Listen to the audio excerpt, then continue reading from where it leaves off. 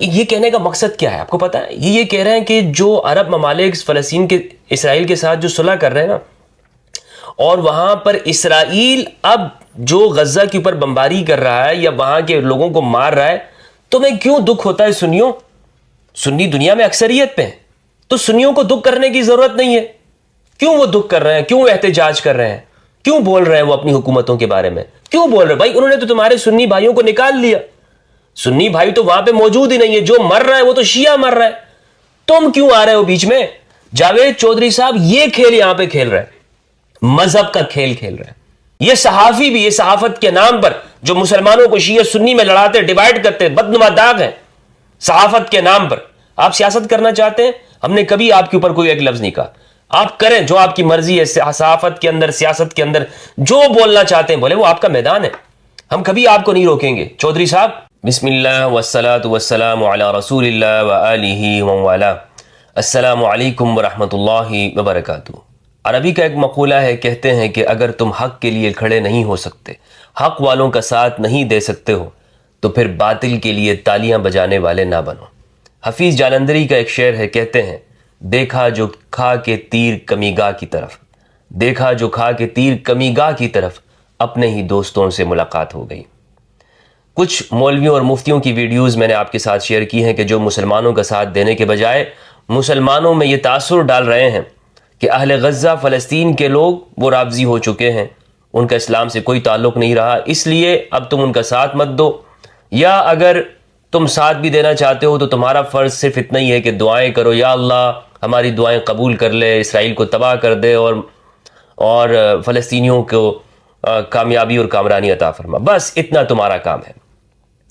لیکن کچھ ایسے صحافی بھی ہیں ہمارے ملک کے اور جو غادری بھی ہیں کہ جو ان مولویوں اور مفتیوں سے 2 قدم آگے بڑھ گئے، اور آج میں آپ کے ساتھ جن شخصیت کے بارے میں آپ کے ساتھ گفتگو کرنا چاہتا ہوں، ان کی ویڈیو میں نے دیکھی جو فلسطین سے متعلق ہے، اور مجھے بہت حیرت ہوئی، اور میں آپ کو یہ بتاتا چلوں ناظرین، آپ ان لوگوں کا طریقہ بالکل نہیں سمجھ پائیں گے۔ یہ اپنے ویڈیو کا آغاز اور اختتام ایسا ماحول بناتے ہیں کہ آپ کو لگتا ہے کہ یہ فلسطین کے حق میں بات کر رہے ہیں، آغاز میں بھی یہ فلسطینیوں کے حق میں بات کریں گے اور آخر میں بھی، لیکن یہ درمیان میں جو بات کر جاتے ہیں وہی دراصل ان کا مقصد ہوتا ہے۔ پہلے زمین بنائی جاتی ہے، جب دیکھتے ہیں کہ مخاطب اب ویڈیو سن رہا ہے، بات سن رہا ہے، تو پھر اپنا وار کرتے ہیں، اور آخر میں پھر سے یہ تاثر دینے کے لیے ابھی ویڈیو کا اختتام ہو رہا ہے، تو کئی لوگ یہ نہ سمجھے کہ میں تو مسلمانوں کے پیٹ میں چھرا گھونپ رہا ہوں، پھر سے وہی اسلام کی بات کر دیتے ہیں۔ آج کی جو ویڈیو ہے ہم تبصرہ کریں گے جناب پاکستان کے ایک مشہور و معروف نام ہے جاوید چودھری صاحب، انہوں نے فلسطین سے متعلق گفتگو کی ہے، تقریباً 15 منٹ کی ان کی گفتگو ہے، اور یہ گفتگو جب میں نے سنی تو میں نے کہا انا للہ و انا الیہ راجعون، اور ان کی دیگر ویڈیوز مجھے دیکھنے کا موقع ملا، ان کے بارے میں کچھ میں نے پڑھا، تو معلوم یہ ہوا کہ حضرت کی گفتگو میں سب کچھ ہے، سسپنس ہے، اور جناب جادو ہے، مزہ ہے، لطف ہے، تجسس ہے، نہیں ہے تو تحقیق نہیں ہے۔ اگر ان کی گفتگو اور ویڈیوز خالی ہیں تو وہ صرف اسی بات سے کہ وہ تحقیق شدہ نہیں ہوتی، ساری من گھڑت باتیں انہوں نے کی ہیں، اور خاص طور پر فلسطین کی موضوع سے۔ مجھے نہیں معلوم کہ ان کا فلسطین سے متعلق کتنا مطالعہ ہے، لیکن مطالعہ صرف یہ نہیں ہوتا کہ آپ نے گوگل پہ کیا پڑھ لیا ہے اور انگلش اخباروں میں آپ کیا پڑھتے ہیں یا آپ کتنے ممالک گھومے ہیں۔ مطالعہ یہ ہے کہ آپ وہاں کے رہنے والوں، ان کے ذہنیت سے کتنا واقف ہیں، ان کے کلچر سے کتنا واقف ہیں، اور جو اس خطے اور ریجن کے اندر ہو رہا ہے وہاں کی پولیٹکس سے، اور وہاں پر لوگ جو مختلف تحریکیں بنی ہوئی ہیں وہ کس مقصد کے لیے بنی ہے، اور لوگوں کا رائے عامہ کیا ہے، اس کو جاننا بہت ضروری ہوتا ہے۔ مثلا ایک شخص اگر فلسطین سے متعلق گفتگو کرتا ہے لیکن اسے بنیادی طور پر یہ بات معلوم نہیں ہے کہ فلسطین کی آبادی وہ سنی ہے یا شیعہ، اور وہ صرف یہ تاثر دینے کی کوشش کر رہا ہے تاکہ مسلمان وہ فلسطینیوں سے بدظن ہو جائیں، یہ تاثر دینے کی کوشش کرے کہ وہاں کی آبادی اکثر شیعہ ہے، تو ایسا شخص جاہل مطلق ہے۔ جاوید چودھری صاحب نے اپنی اس 15 منٹ کی ویڈیو کے اندر جو گفتگو کی ہے وہ کیا ہے؟ پہلی بات یہ ہے، وہ کہتے ہیں کہ فلسطین کی جو اس وقت کی آبادی ہے وہ ساری کی ساری شیعہ ہو گئی ہے، اور جو وہاں پہ سنی تھے، اکثر سنی تھے فلسطین کے، وہ کہاں گئے بھائی؟ تو جاوید چودھری صاحب کہتے ہیں کہ وہ لوگ ارد گرد کے عرب ممالک میں چلے گئے، کوئی سوریا چلا گیا، کوئی اردن، کوئی لبنان، کوئی دوسرے ممالک میں، سعودی عرب، یو اے ای، دنیا بھر کے ممالک میں ان کو شفٹ کرا لیا گیا، مغرب اور یورپ میں چلے گئے وہ لوگ، اور ان لوگوں کو وہاں سے یعنی شفٹ کیا گیا ہے۔ اب باقی جو لوگ بچے ہیں اس وقت میں وہ شیعہ ہیں، اسی لیے چودھری صاحب یہ فرماتے ہیں کہ ایران آپ کو نظر آئے گا وہ ان کی حمایت کر رہا ہے، کیونکہ اب صرف شیعہ بچے ہیں فلسطین کے اندر، ہاں سنی کوئی نہیں بچا۔ اس لیے لوگ یہ سمجھتے ہیں کہ جیسے کہ یہ اسلام اور یہودیت یا اسرائیل کا مسئلہ ہے، ایسا نہیں ہے، یا عرب اور اسرائیل کا مسئلہ، اب یہ عرب اور اسرائیل کا مسئلہ بھی نہیں رہا، اب یہ شیعہ سنی مسئلہ بن گیا ہے۔ اور ایران کیسے پیچھے رہ سکتا ہے کہ جب وہاں پہ شیعہ پھنسے ہوئے ہیں؟ یعنی مجھے سمجھ نہیں آئی کہ جاوید چودھری صاحب نے، آپ اس کی پوری ویڈیو ان کی دیکھیں گے، اس میں یہی اس کا خلاصہ یہ ہے کہ اس وقت غزہ اور فلسطین کی جو اکثریت آبادی ہے وہ ساری کی ساری شیعہ ہو چکی ہے۔ اسی لیے آپ دیکھیں گے کہ حزب اللہ اور یمن کے انصار اللہ، جماعت الحوثہ، اور ایران، لبنان، اور اسی طرح بشار الاسد، ان کے بارے میں بھی انہوں نے کہا کہ وہ شیعہ ہیں۔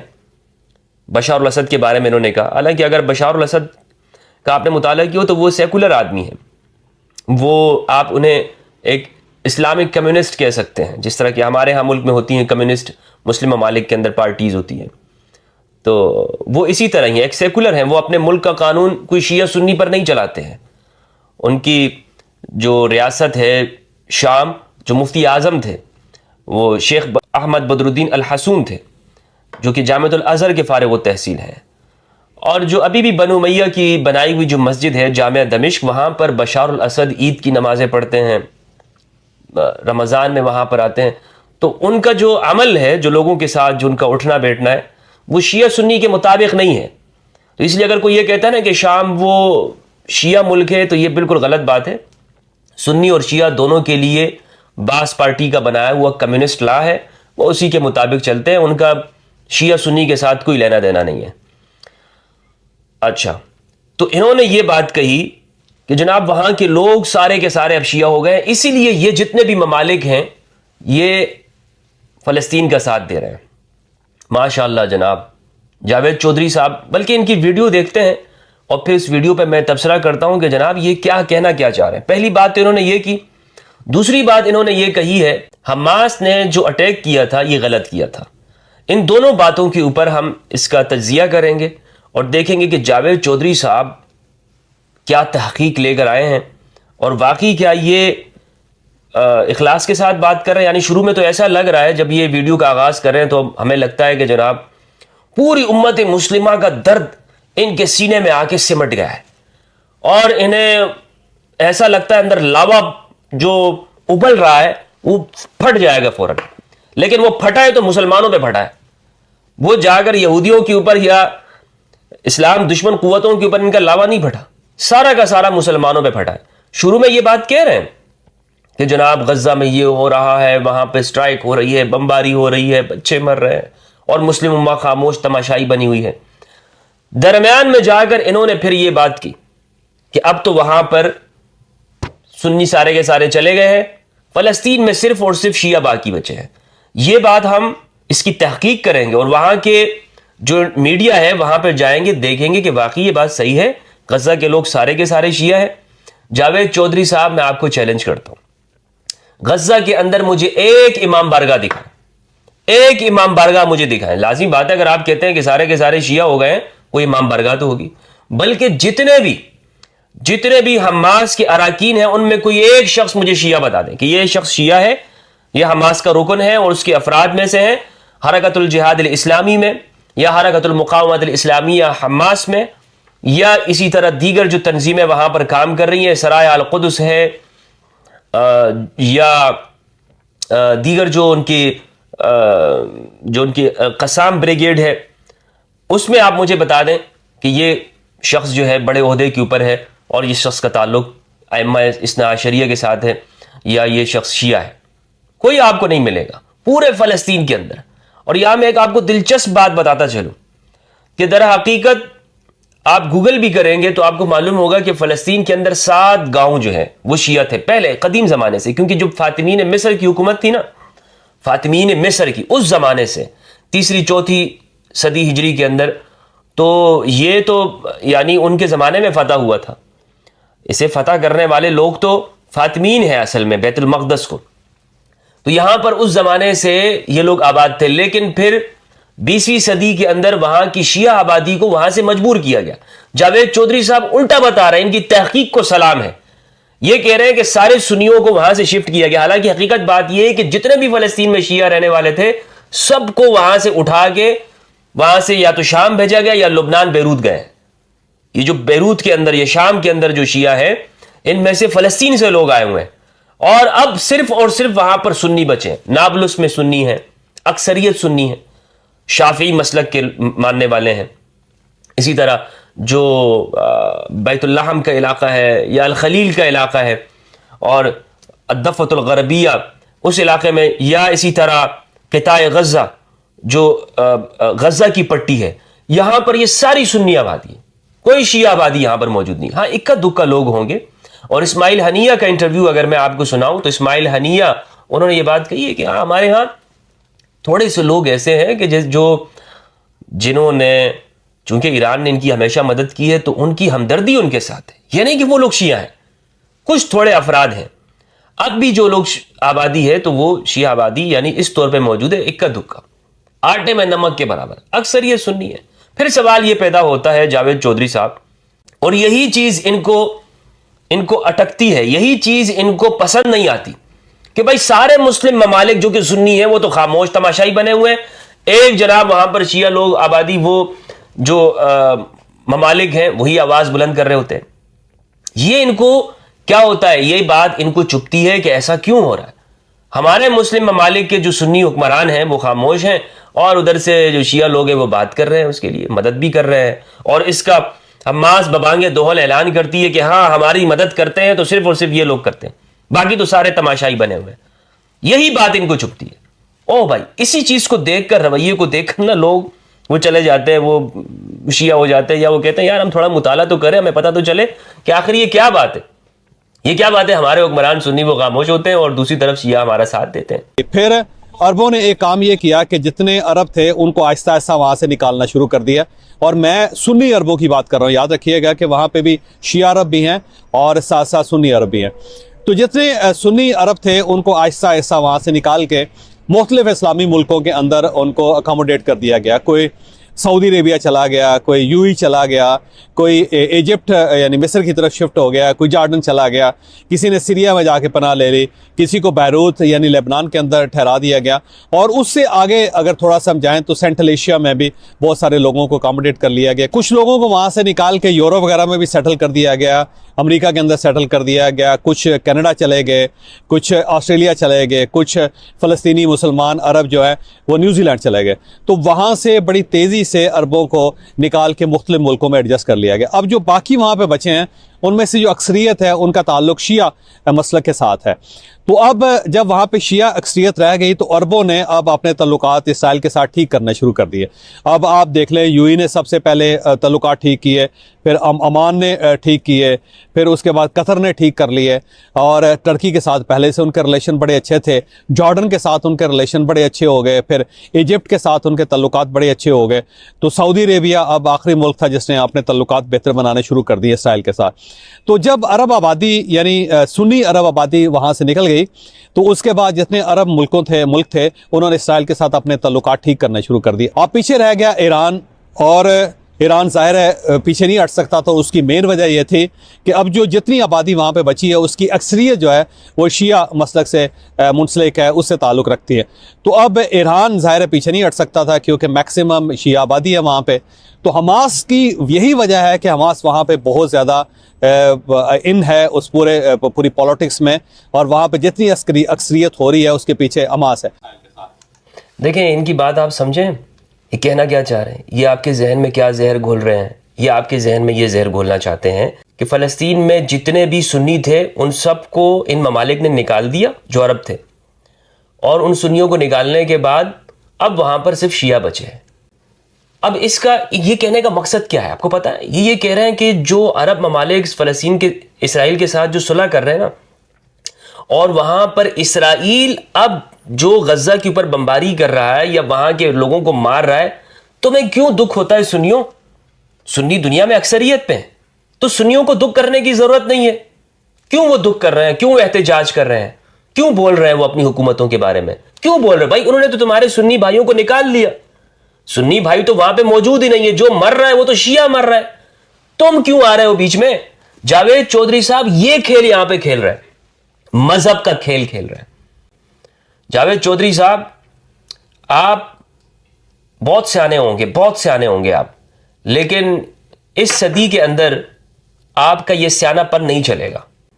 आप जो 2000 में जो सहाफत करते थे ना, सन 2000 में, ये वो सहाफत का ज़माना नहीं है। अब इंटरनेट का ज़माना है, इंटरनेट लोग खोलते हैं और आपकी तहकीक पता चलता है, दूध का दूध पानी का पानी, हकीकत मालूम हो जाएगी।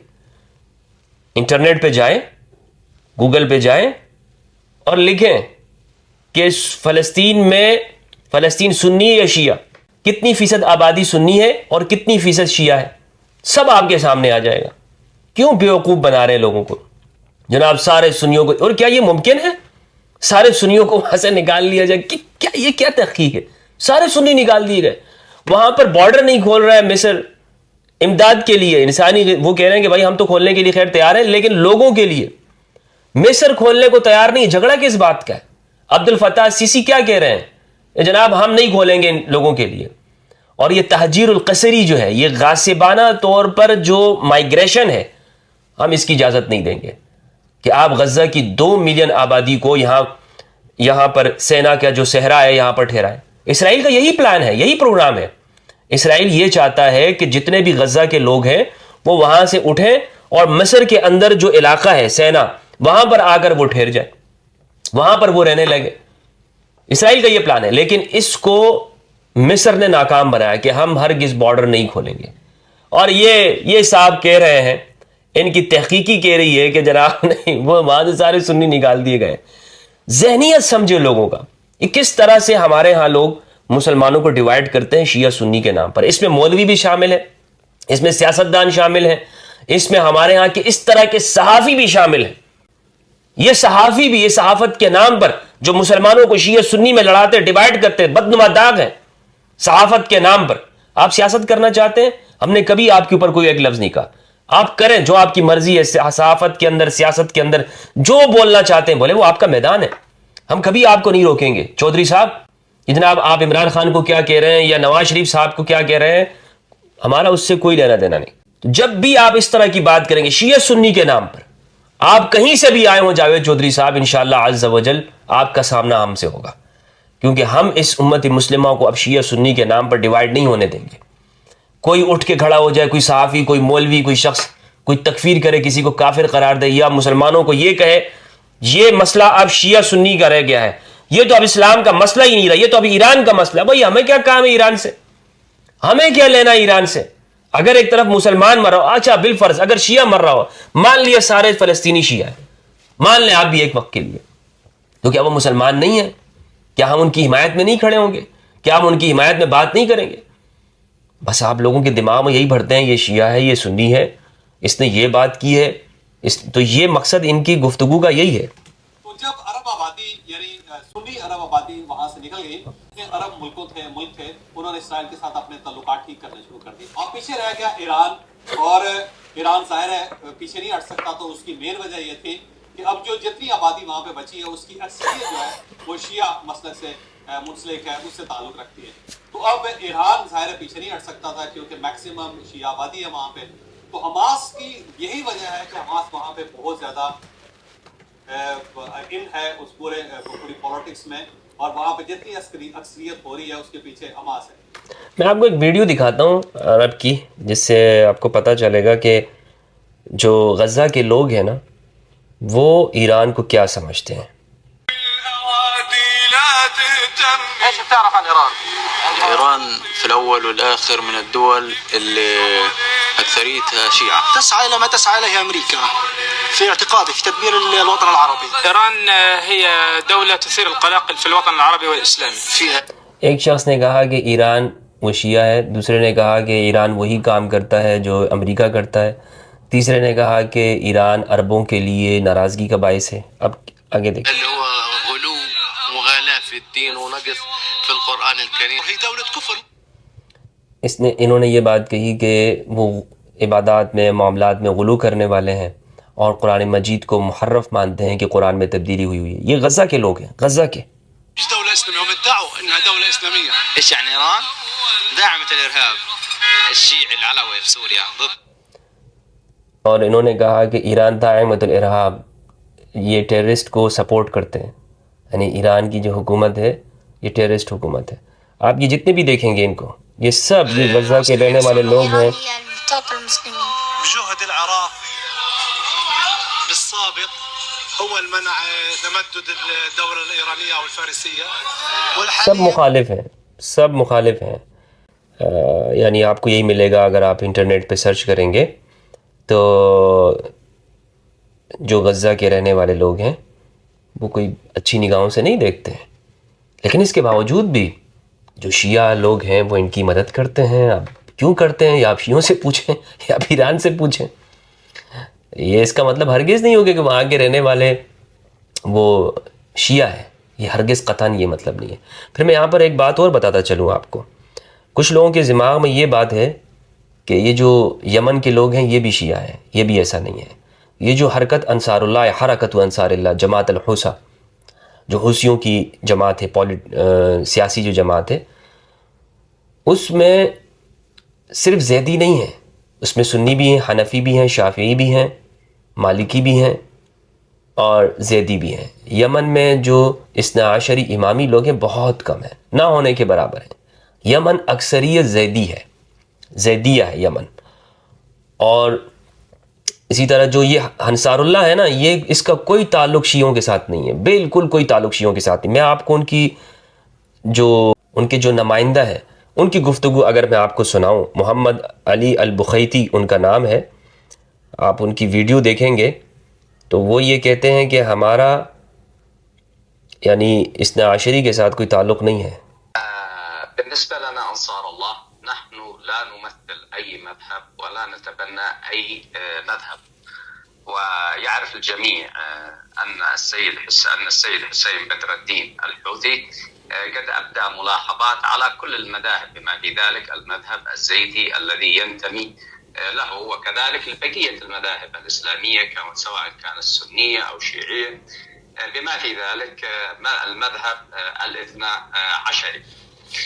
ولذلك يلاحظ الجميع أن في أنصار الله يوجد الزيدي، يوجد الشافعي، يوجد الإسماعيلي، يوجد الاثنا عشري، ويوجد الحنفي، ويوجد كل المذاهب الإسلامية، لأننا لا نتبنى أي مذهب ونتحرك وننطلق من قضية الأمة. طبعا السيد عبد الملك بدر الدين الحوثي وكذلك السيد حسين بدر الدين الحوثي والغالبية من أنصار الله هم ينتمون إلى المذهب الزيدي، ولكن كما قلت نحن كأنصار الله لا نتبنى مذهب معين، ولذلك يوجد في أنصار الله كل المذاهب. مثلا في المكتب السياسي لأنصار الله هناك من ينتمون للمذهب الشافعي، وعندما نجتمع للصلاة يقومون بالضم ونحن نسربل، ولم نثير هذه القضية في أي لقاء. یہ کہتے ہیں کہ ہمارے ہاں انصار اللہ کی جو جماعت ہے ہم کسی بھی خاص مذہب معین یعنی فرقہ، مذہب سے مراد یہاں پر مسلک ہے، فرقہ ہے، اس سے ہمارا تعلق نہیں۔ ہاں ہم لوگ زیدی ہیں، جو ہمارے جو سربراہ تھے سید بدر الدین الحوثی، اور جو ہمارے ابھی ہیں عبد الملک بدر الدین الحوثی، ہم زیدی ہیں، لیکن ہمارے جو اکابرین ہیں جو زیدیہ کے، ہمارا آپ ان پہ بھی ملاحظات ہیں یا اعتراضات اور سوالات ہوتے ہیں، اور اسی طرح ہم کسی بھی کوئی خاص فرقے کی جانب اپنے آپ کو منسوب نہیں کرتے ہیں کہ یہ پارٹی ان کی ہے یا یہ جماعت ان کی ہے، ہم زیدی ہیں۔ لیکن اسی کے باوجود ہمارے ساتھ حرکہ انصار اللہ کے اندر حنفی ہیں، شافعی ہیں، حنبلی ہیں اور زیدی ہیں، دوسرے مسالک کے لوگ ہیں، اثنا عشری دوسرے مسالک کے لوگ ہیں۔ ہم کسی خاص اپنے آپ کو یہ عنوان نہیں دینا چاہتے ہیں کہ جناب ہمارا ایک خاص عنوان ہے یا ہم زیدی ہیں، نہیں، ہم یہ عنوان ہی نہیں ہے، اور ہم اس طرح کے مباحث کو زیادہ رواج نہیں دیتے ہیں، ہم اس طرح کے مباحث کو زیادہ رواج نہیں دیتے ہیں۔ من لقاءاتنا الخاصة وبالتالي نحن لا نتبنى أي مذهب. طيب بالنسبة للأنصار الله لأطمئن الناس، لأنه هذا سؤال مهم جدا في بداية الحوار. لأطمئن الرأي العام اليمني والعربي، يعني أنتم جماعة أنصار الله لا تقومون بإجبار الناس على اعتناق مذهب معين، أو لا تقومون بالدعوة لمذهب معين وفرضه على الناس في يعني دائرة حكمكم ومناطق سيطرتكم. نعم بالتأكيد أخي الفاضل، وهذا ما يلمسه الجميع. یہ کہہ رہے ہیں کہ ان سے سوال یہ پوچھا گیا کہ کیا آپ کیا ایسا تو نہیں کرتے ہیں کہ اپنے ملک کے اندر لوگوں کو، عوام کو ایک خاص مذہب اور عقیدے کی پابندی کرانا چاہیں کہ جناب اس فقہ کو فالو کریں، زیدیت کو فالو کریں؟ تو انہوں نے کہا نہیں، بالکل ہم اس چیز کی ہم اس کا پابند نہیں بناتے ہیں کسی کو۔ تو بہرحال میں یہ کہنا چاہ رہا تھا کہ یہ لوگ جو جوڑتے ہیں نا، انصار اللہ کو شیعہ کے ساتھ جوڑتے ہیں، یمن کے ساتھ جوڑتے ہیں، یا دوسرے لوگوں کو، ان کے دماغ میں جو یہ بات بیٹھ جاتی ہے، یہ خاص طور ہمارے ہاں، یہ خود ایک فرقہ وارانہ سوچ ہے کہ ہم یہ دیکھیں کہ اگر فلسطینیوں کی کوئی مدد کر رہا ہے تو اسے میں فرقہ وارانہ طور پہ دیکھوں۔ اگر مجھے خوشی ہوگی اور ہر مسلمان کو خوشی ہوگی کہ اگر ایک سنی ملک مدد کرتا ہے فلسطینیوں کی، تو اس سے بڑھ کر اور اچھی بات کیا ہے؟ یعنی اگر UAE وہ فلسطینیوں کو یا حماس کو ان کی دفاعی مدد کرے، یا سعودی عرب دفاعی مدد کرے، جس طرح کہ ہمارے سنی ممالک نے شام اور عراق کے اندر تکفیری جماعتوں کی مدد کی ہے، اور اس کا اعتراف موجود ہے، اگر ہم نے تکفیریوں کی مدد کی ہے تو کیا ایسا کوئی اعتراف موجود ہے ہمارے سنی ممالک کی جانب سے کہ وہ یہ کہیں کہ ہم نے حماس کی یہ مدد کی ہے؟ سوال ہے جاوید چودھری صاحب، یہ سوال ہے آپ سے۔